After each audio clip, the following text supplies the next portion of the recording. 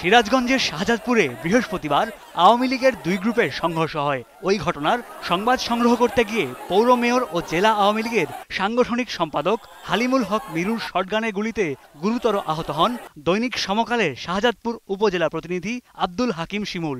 সাথে সাথে তাকে নিয়ে যাওয়া হয় বগুড়ায় শহীদ জিয়াউর রহমান মেডিকেল কলেজ হাসপাতালে। অবস্থার অবনতি হয় শুক্রবার ঢাকা আনার পথে মৃত্যু হয় তার। শিমুলের মৃত্যুর খবর ছড়িয়ে পড়লে বিক্ষুব্ধ হয়ে ওঠে সাংবাদিক সমাজ ও এলাকাবাসী। ঢাকা সিরাজগঞ্জ মহাসড়ক অবরোধ করে বিক্ষোভ করেন তারা। এ সময় সাংবাদিক শিমুলের হত্যাকারীর দৃষ্টান্তমূলক শাস্তির দাবি জানান তারা। জীবনের ঝুঁকি নিয়ে আমরা কাজ করি, কিন্তু জীবনের ঝুঁকি নিয়ে কাজ করে আমাদের মতো একটা সাদাসিধে সমকালের সাংবাদিক প্রাণ হারাবে, এটা আমাদের অপূরণীয় ক্ষতি। সবসময় ঝুঁকির মধ্যেই থাকি, কারণ সে পেশাগত দায়িত্ব পালন করতে গিয়েই আজকে তার এই গুলিবিদ্ধ হয়ে মারা গেলেন। নিরীহ পরিবার তারা কিভাবে চলবে, তাদের নিরীহ দুইটি সন্তান তারা কিভাবে চলবেন, এই বিষয়টি মাননীয় প্রধানমন্ত্রী দৃষ্টি দিবেন।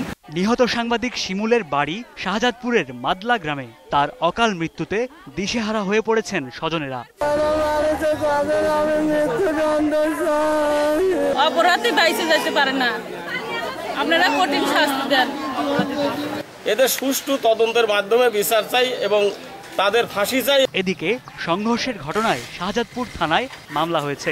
পৌর মেয়র মিরুর ছোট ভাই পিন্টু ও মিন্টুকে গ্রেপ্তার করেছে পুলিশ।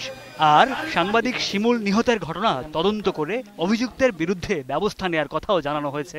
এখন আমি তো দেখি নাই, তবে জনশ্রুতি 3 থেকে 4টা গুলি হয়েছে শব্দ। আচ্ছা, পরিস্থিতি নিয়ন্ত্রণে এলাকায় অতিরিক্ত পুলিশ মোতায়েন করা হয়েছে। Desk report, 21 television.